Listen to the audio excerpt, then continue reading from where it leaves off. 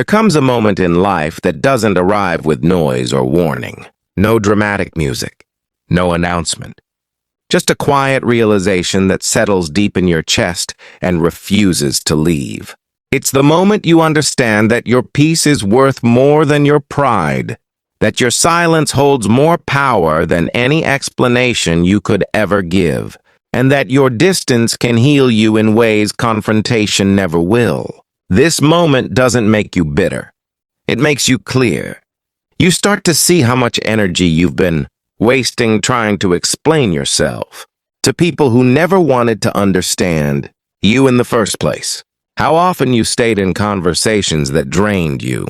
How many times you reacted, defended, justified, or overextended just to be seen, heard, or valued. And one day something clicks. You're tired. Not physically, but emotionally. Tired of proving your worth. Tired of fighting for basic respect.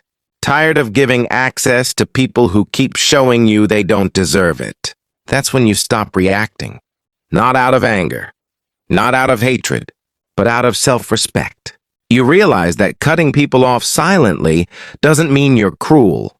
It means you're done sacrificing your mental health for people who thrive on chaos. It means you finally understand that not everyone deserves a front row seat in your life. When people show you who they are through betrayal, manipulation, disrespect, or inconsistency, you don't owe them a dramatic exit. You don't owe them closure conversations that reopen wounds.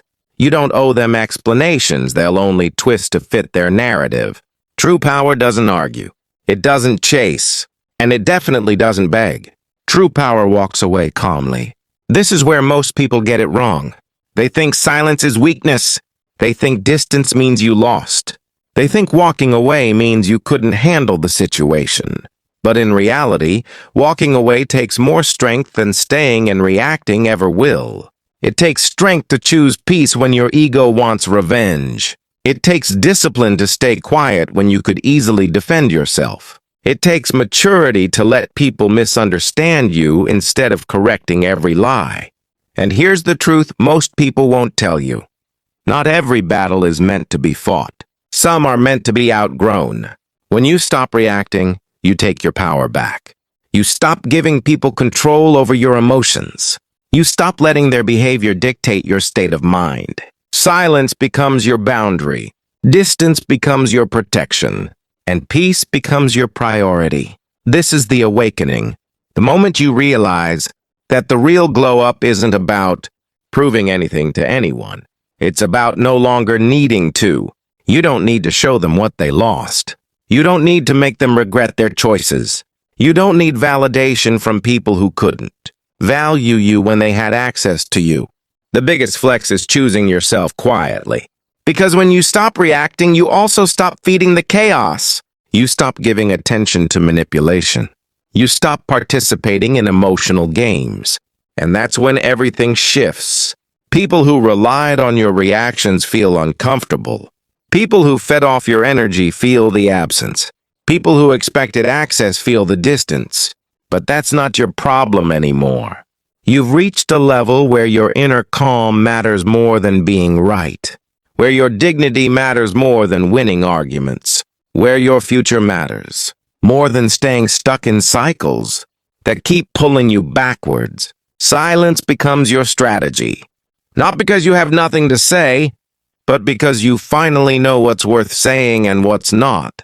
You understand that explanations don't bring peace. Boundaries do. You understand that closure doesn't always come from conversations. Sometimes it comes from walking away and never looking back. And this isn't about shutting down emotionally. It's about becoming selective. Selective with your time. Selective with your energy. Selective with who gets access to your thoughts, your feelings, and your presence. You're no longer available for disrespect disguised as honesty. For manipulation disguised as care. For chaos disguised as connection. And yes, some people won't like the new you. They'll say you've changed. They'll say you're distant. They'll say you're cold. Let them talk. They were comfortable with the version of you that tolerated less than you deserved. This new version doesn't explain, doesn't chase, doesn't react. This version understands that peace is not passive, it's powerful. Because once you experience the kind of peace that comes from choosing yourself, you'll never trade it again for temporary satisfaction. You'll never go back to saying one last thing. You'll never lower yourself just to be understood. You've evolved, and the most powerful part, you did it quietly. No announcement, no revenge, no noise, just growth, just clarity, just peace. Silence isn't empty. It's intentional. Most people never realize this because we live in a world that worships noise, a world where reacting fast is praised, where being loud is mistaken for being strong, where the one who talks the most is assumed to be winning. But real power doesn't live there. Real power lives in restraint. Silence is the highest form of self-control because it proves something rare. That you are no longer controlled by your emotions, your ego, or other people's behavior. It shows that you've reached a level where you don't need to react to feel validated. You don't need to explain yourself to feel secure. And you don't need to fight every battle just to prove your worth.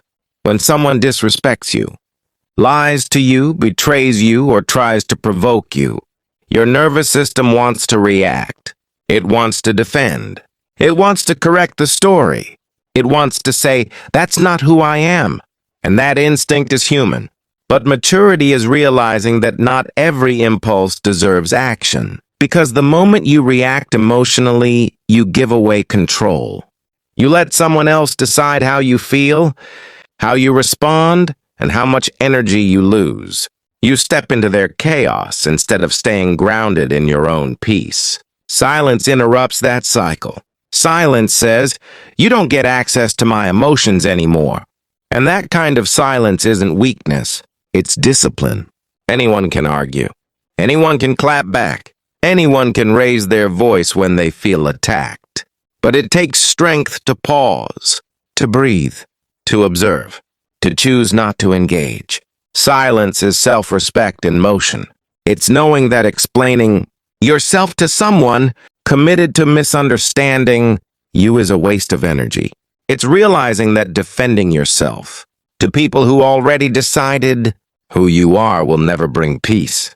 And it's understanding that sometimes the most powerful response is no response at all. When you choose silence, you remove fuel from the fire. You don't give them the reaction they were hoping for. You don't give them the emotional access they were trying to provoke. And suddenly, the chaos has nowhere to go. Silence forces people to sit with themselves. It forces them to feel the discomfort of their own behavior. Or it exposes that they were only there for the reaction, not the connection. And here's the part most people don't talk about. Silence isn't for them. It's for you. Silence gives you space to heal, to think clearly, to reconnect with yourself. In silence, your nervous system calms down. Your thoughts slow down. Your emotions settle. And for the first time in a long time, you can hear your own voice again. Not the opinions of others. Not the noise of conflict, not the pressure to explain. Just you. That's where clarity lives. That's where you realize how much you are carrying that was never yours to hold. How many arguments you replayed. How many explanations you practiced in your head. How much emotional labor you gave to people who never reciprocated. Silence ends that. It's the moment you stop begging to be understood. Stop asking for validation. Stop trying to prove your worth.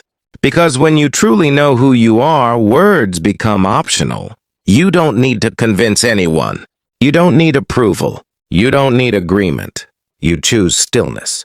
You choose distance. You choose sovereignty over your inner world. And yes, people might misunderstand you. They might misjudge you. They might create stories about your silence. Let them. Your peace is worth more than their opinion. Your dignity is worth more than their drama. Your future is worth more than staying entangled in situations that keep pulling you backward. Silence becomes your sanctuary, a place where you exit situations without leaving pieces of yourself behind. It becomes the boundary that protects your healing, the line that says, I'm no longer available for emotional manipulation. And the funny thing is, silence speaks louder than words ever could. It says, I've outgrown this. It says, I'm not fighting anymore. It says, I value myself too much to stay. People notice when you stop reacting. They feel it. They may not admit it, but they feel the shift. The dynamic changes because you've changed. You're no longer predictable. You're no longer feeding the same patterns. That's growth. That's emotional intelligence. That's divine maturity. And once you experience the peace that comes from restraint, you'll never trade it again for the temporary satisfaction of saying one last thing. You'll never go back to explaining yourself to people who didn't listen the first time. Because silence taught you something powerful. You don't need to be loud to be strong. You don't need to react to be respected. And you don't need to speak to be in control. So the next time someone tries to provoke you, remember this: silence isn't weakness.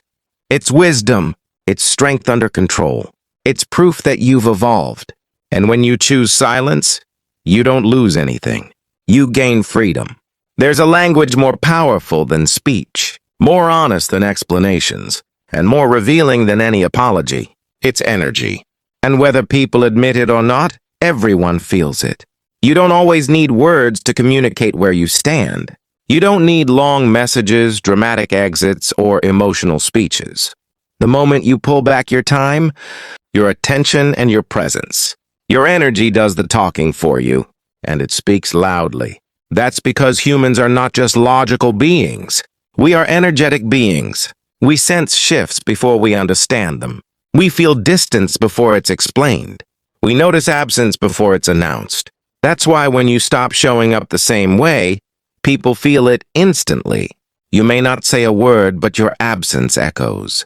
Your silence creates space, and that space forces awareness. When you remove your energy from someone who took it for granted, it creates a void they can't ignore. They might not know how to describe it, but they'll feel it in the stillness, in the lack of warmth, in the sudden emptiness where your presence used to be. Because it was never just what you did for them. It was how you made them feel. And once that feeling is gone, no explanation can replace it. This is why energy is more powerful than confrontation. Words can be argued with, twisted, denied, dismissed, but energy doesn't lie. You can't fake it. You can't force it. And you can't escape it. Someone can tell you they care, but their energy will reveal the truth. Someone can say all the right things, but if their presence leaves you drained, anxious, or confused, their words don't matter. Energy always tells the real story. And when you start paying attention to how people make you feel instead of what they say, your entire mindset shifts. You stop falling for empty promises. You stop getting trapped by charm without consistency. You stop overgiving to people who leave you depleted. You begin to trust your nervous system. You notice how some people leave you feeling calm, grounded, and inspired, and how others leave you feeling heavy, second-guessing yourself, or emotionally exhausted. That's not random. That's energy. And the moment you stop offering your energy to those who misuse it, things change fast. People notice when they no longer have access to you. When you stop responding the same way. When your attention is no longer automatic. When your presence is no longer guaranteed. Even if they pretend not to care, they feel it. Because energy withdrawal hits deeper than words ever could. It's subtle, but it's powerful. You're no longer chasing understanding. You're no longer fighting to be seen. You're no longer trying to explain your value. You simply shift. And that shift says everything. It says, I'm done. It says, I've grown. It says, I deserve better. The people who are aligned with your growth will feel that shift and rise to meet you. They'll respect your boundaries. They'll adjust their behavior. They'll match your energy. And the ones who aren't aligned, they'll fade. Not because you pushed them away, but because they can't exist comfortably in the vibration you're standing in anymore. That's how healing works. That's how evolution works. You don't always need to burn bridges. Sometimes you just raise your frequency and let distance do the work for you. And here's something important to understand of protecting. Your energy isn't selfish. It's survival. In a world that constantly demands your attention, your emotions, your reactions, and your availability, learning to guard your energy is an act of self-respect. You don't need to explain why you're pulling back. You don't need to justify your boundaries. You don't need permission to choose peace. Your energy already explained it. When you stop worrying about saying the perfect thing, you free yourself. When you stop chasing closure through conversations that reopen wounds, you heal faster. When you stop trying to convince people who already know your worth but chose to disrespect it, you regain your power. Because deep down they already knew. They just didn't care enough to protect it. So now you move differently. Quieter, calmer, more intentional. You don't announce your departure. You don't explain your distance. You don't seek validation for your growth. You just shift your energy and let the universe handle the rest. The ones who truly see you won't need explanations. And the ones who lost access to you will feel the weight of that loss, whether they admit it or not, because energy never lies. And sometimes, the absence of your energy will say everything your words never could. One of the biggest lies we're ever taught is that healing requires permission from the person who hurt us. That closure is something they need to give us. An apology, an explanation, a final conversation that magically makes everything make sense. But real closure doesn't work like that. If closure depended on other people, most of us would never heal. Because the truth is, the ones who hurt you the most are often the least capable of giving you what you need. Not because you didn't deserve it, but because they lack the awareness, maturity, or honesty to face what they did. Waiting for closure from someone who broke you is like waiting for a wound to be healed by the knife that caused it. It keeps you stuck. Real closure begins the moment you stop waiting.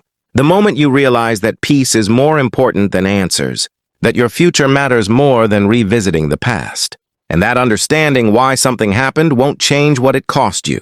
We hold on because we think one more conversation will bring relief. One more explanation will bring clarity. One more apology will make the pain disappear. But most of the time it doesn't. It just reopens the wound. Because the truth is, some people will never admit they were wrong. Some will rewrite the story to protect their ego. Some will minimize your pain so they don't have to feel guilt. And some will act like nothing ever happened.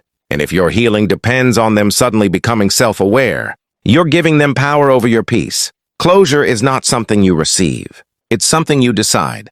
It's the moment you say, I may never get the answers I wanted, but I choose to move forward anyway. That decision is powerful. It's choosing to stop replaying conversations in your head, to stop imagining different endings, to stop wondering what you could have done differently. Because here's the hard truth.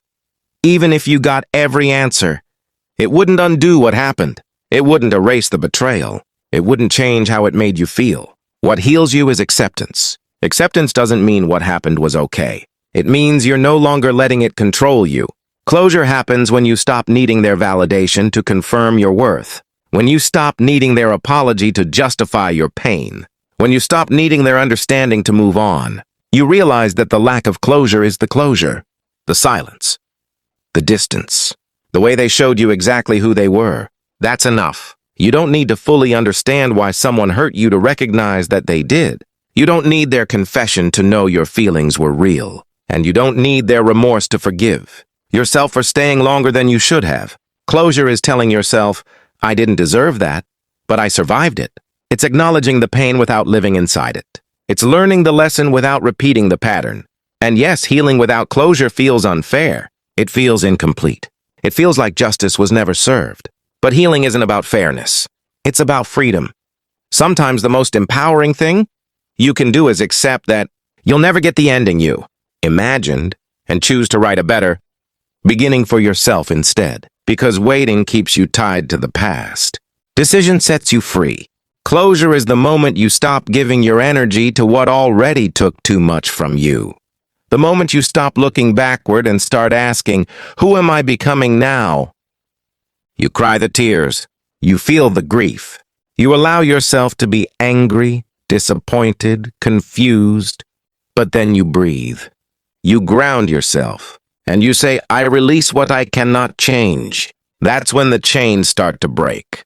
Closure isn't forgetting what happened. It's refusing to let it define your future.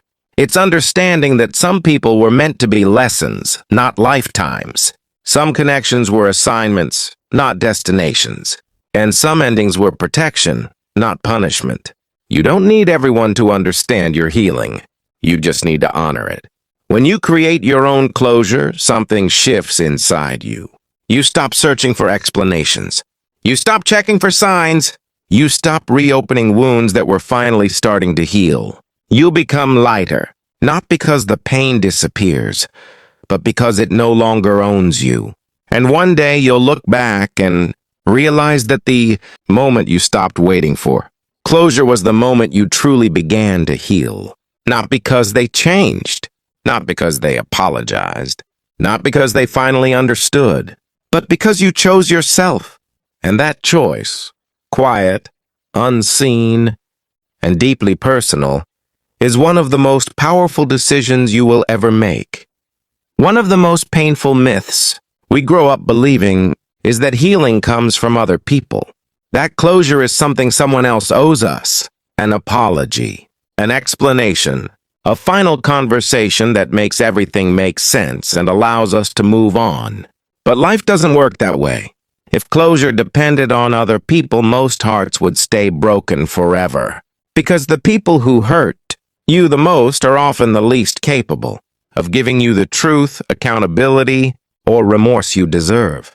Not because your pain wasn't real, but because facing it would require them to confront parts of themselves they're not ready to see. Waiting for closure from someone who broke you keeps you emotionally stuck. It ties your peace to their growth, their honesty, and their willingness to take responsibility. And that's a dangerous place to live, because you lose control over your own healing.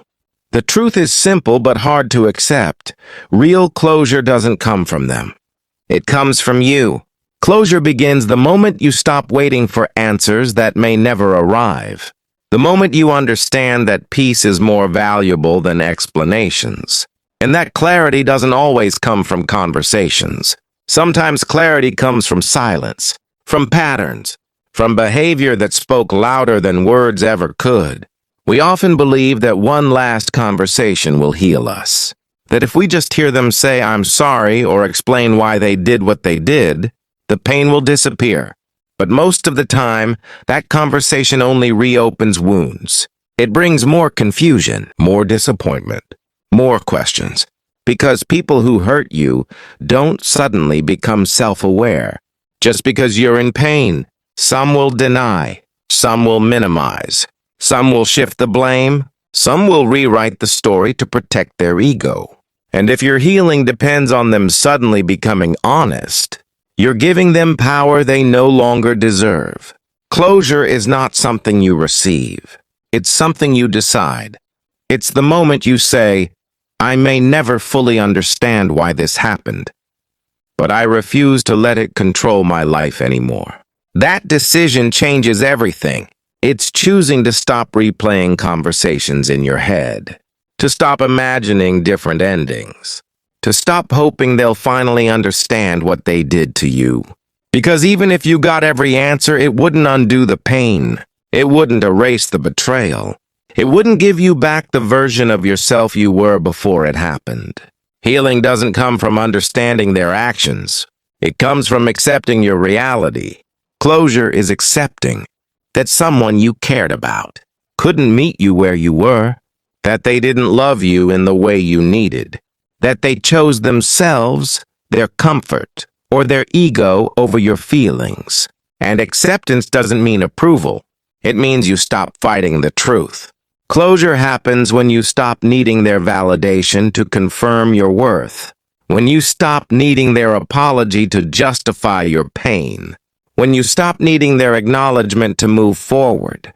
You realize that the way they treated you was the explanation, the silence, the disrespect, the inconsistency, the betrayal. That was the answer. You don't need to fully understand someone's motives to know how they made you feel. You don't need their confession to know you were hurt.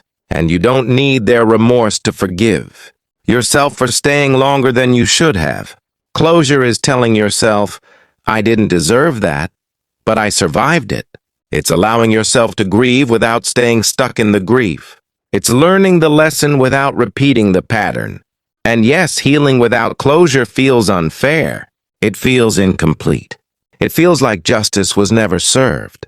But healing isn't about fairness. It's about freedom. Sometimes the most powerful thing you can do is accept that you'll never get the ending you imagined and choose to write a new beginning instead, because waiting keeps you tied to the past. Decision sets you free.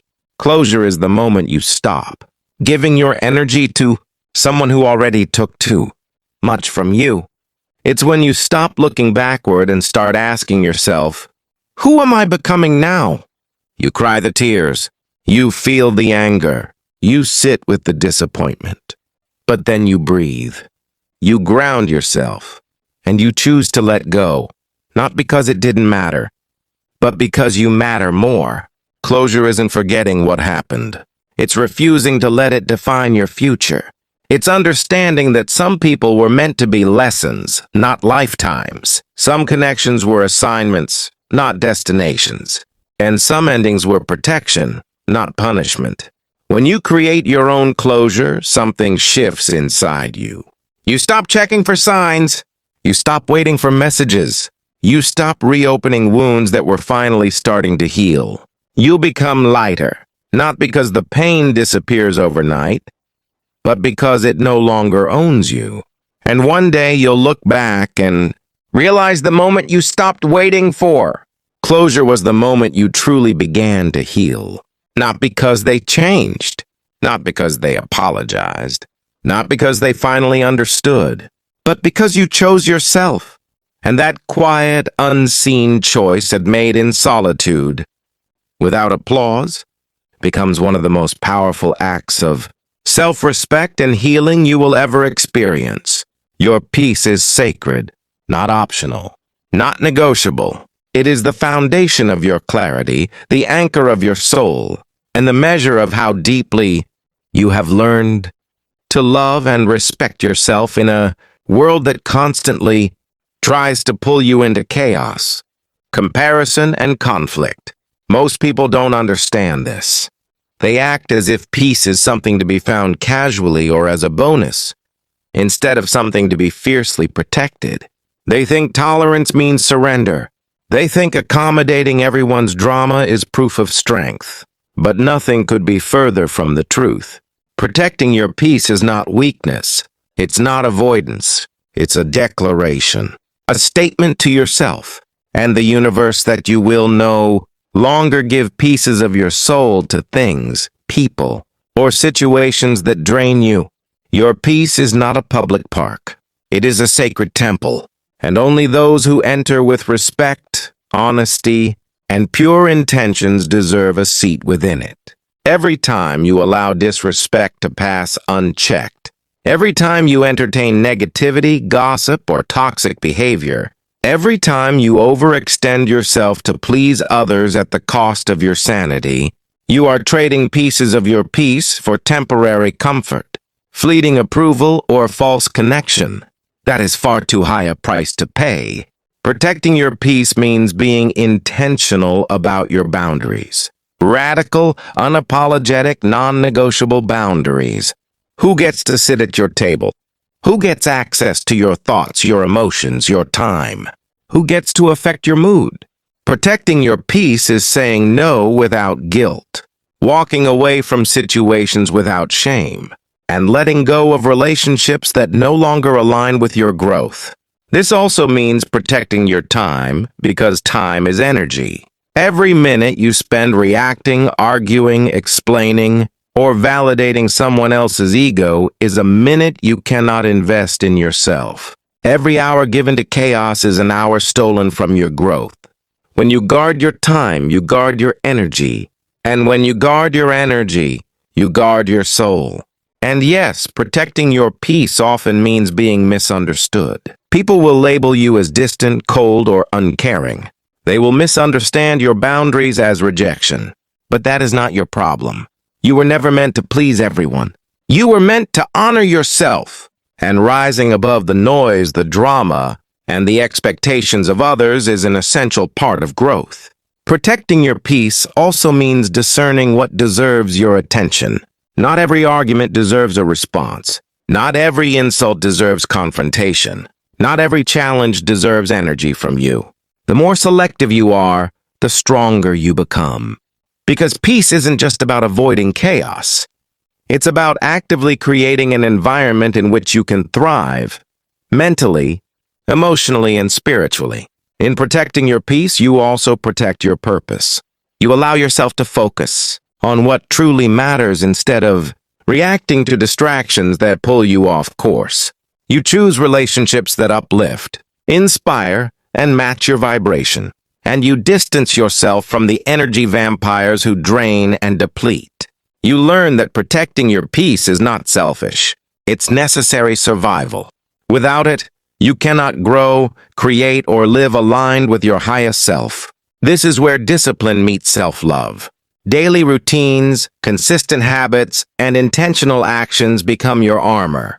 Meditation, reflection, self-care, and boundaries are your shields. You create space to recharge, to recalibrate, and to reconnect with yourself so that no outside chaos can disturb your inner equilibrium.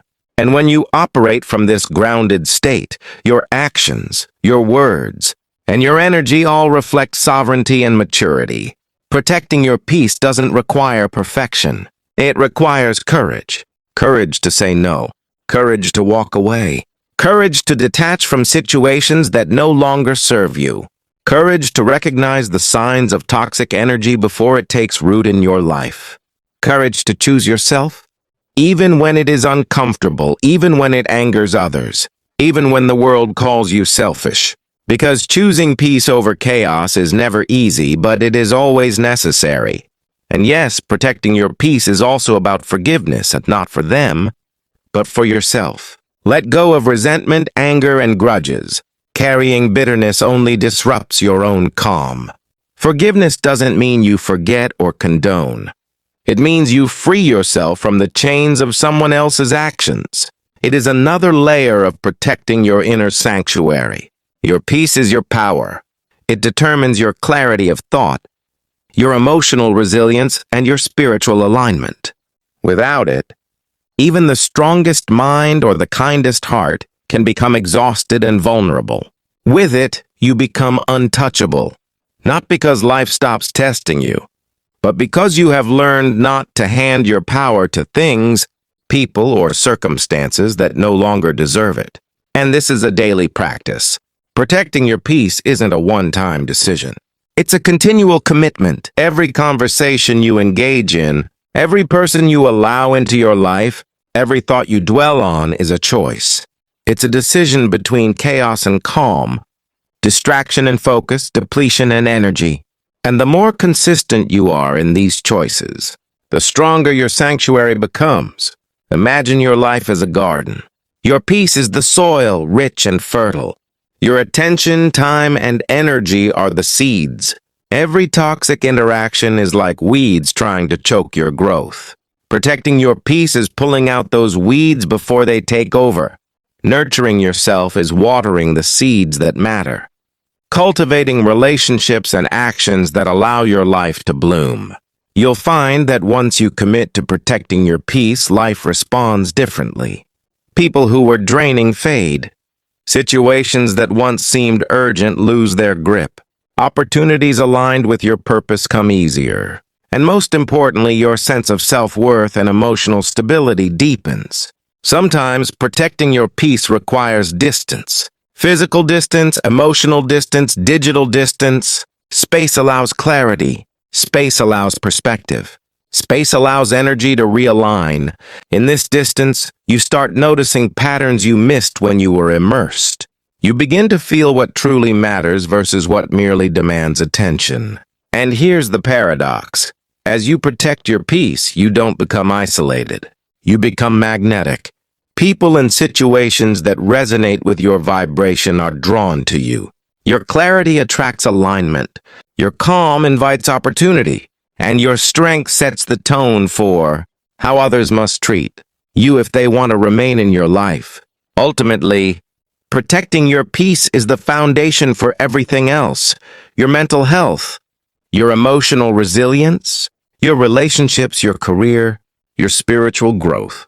It is the silent but unshakable declaration that you will not allow the world to dictate your inner calm, that you will honor yourself above temporary discomfort, ego conflicts, or societal expectations.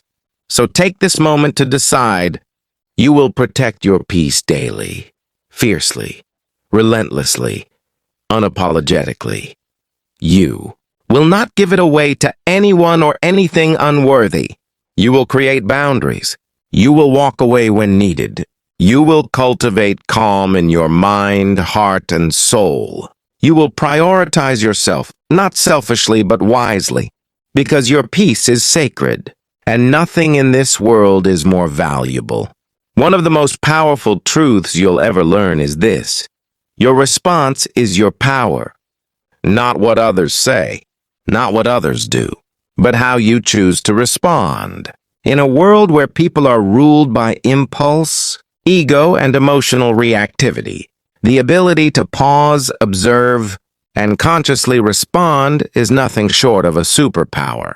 It is the difference between being a victim of circumstances and being the master of your life. Many people mistake reaction for strength. They think speaking louder, arguing harder, or proving a point is evidence of control. But true strength is quiet. True power is calm. True mastery comes from choosing how you show up, regardless of what life throws at you. It's not about suppressing your emotions. It's about understanding them, owning them, and then deciding how to act in a way that serves your highest self. When someone disrespects you, betrays you, or tries to provoke you, you have a choice. You can react. You can lash out. You can let their actions dictate your energy, your mood, your day, your life. Or you can respond intentionally. You can step back, breathe, observe, and choose a path that aligns with your dignity, your growth, and your peace. This is where control meets wisdom. It's where maturity intersects with emotional intelligence. Your response is not for them. It's for you. It's your opportunity to demonstrate that you are no longer ruled by chaos, that your value is not dependent on approval, that your identity is not tied to someone else's opinion of you. Your response is a statement. I am in control of my energy. I am in control of my life. I will not allow another person's actions to shake me. When you learn this, life changes. You stop fighting battles that aren't yours to fight. You stop arguing with people who refuse to understand. You stop explaining your worth to those who are committed to misunderstanding it. Instead, you conserve your energy. You choose your battles wisely. You act with intention, not impulse. And in that choice, you reclaim what was always yours: your peace, your focus, your power. Every interaction is a test of your inner strength. Every provocation is an opportunity to practice mastery. And every time you respond with calm instead of reaction, you reinforce a truth that the world desperately needs you to remember.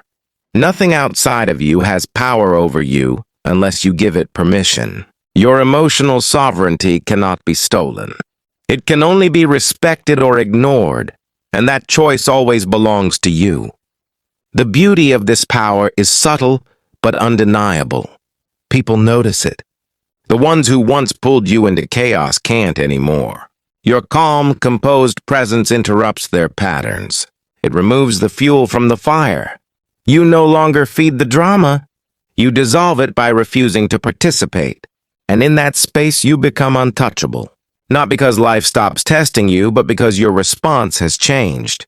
And that is the greatest flex. Not loud, not reactive, but profound and unshakable. Your response shapes your reality in ways words alone cannot describe. When you choose to respond rather than react, you protect your energy, your focus, and your clarity. You create an environment where your growth is not just possible, it is inevitable. You stop being a victim of circumstance and become the architect of your own life. Every decision, every boundary, every moment of self-control compounds into a life of sovereignty. And this doesn't mean you ignore wrongdoing or accept abuse. It doesn't mean you stay silent when action is required.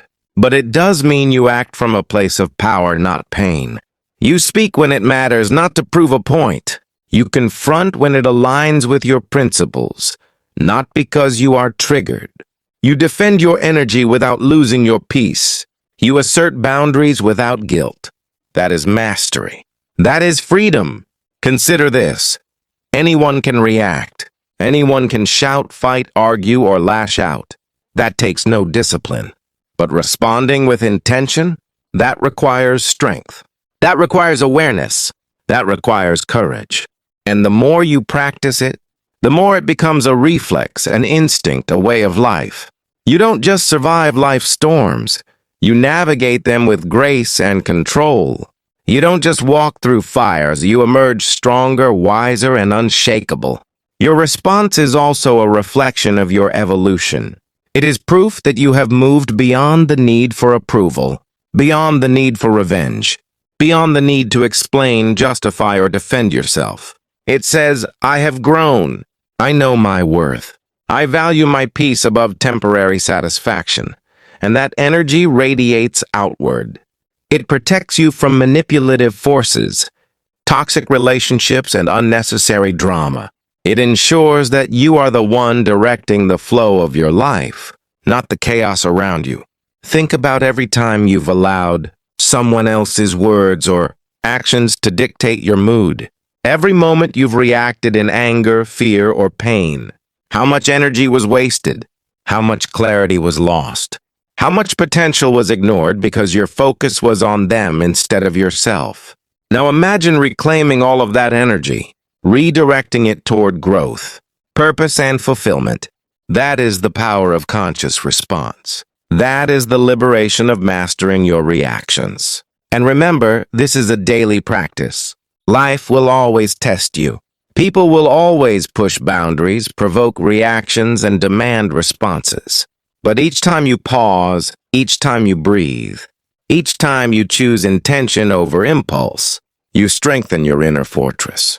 You prove to yourself that your peace is more valuable than temporary satisfaction, that your growth matters more than external chaos, that your life is guided by principle, not emotion. When you respond consciously, you no longer live at the mercy of circumstances. You create momentum in your life instead of reacting to setbacks. You reclaim control over your time, energy, and focus. You demonstrate self-respect, emotional intelligence, and strength that cannot be stolen, challenged, or diminished by anyone else. Your response becomes your signature, your statement, your power. And here's the ultimate truth. When you master your response, you master your life. You stop being a participant in drama and become the observer and the architect of your experience. You no longer chase validation, closure, or approval. You no longer give energy to those who drain it. You no longer let others' actions define your mood, your day, or your identity. Instead, you rise above, grounded in self-awareness, clarity, and intention. So the next time someone tries to trigger you, provoke you, or test your patience, pause. Breathe. Remember who you are. You are not the person you used to be. You are stronger, wiser, more centered. And your response is your declaration. You choose peace over chaos, clarity over confusion, forward momentum over reaction, and growth over drama. Your response is your shield. Your response is your sword. Your response is your superpower. And the world will notice. Not because you shouted, fought, or argued, but because you refused to surrender your power. Because you chose mastery over impulse. Because you honored yourself when others refused to. That is the closing of this part. Your response is your power, and once you claim it, nothing outside of you can control you again.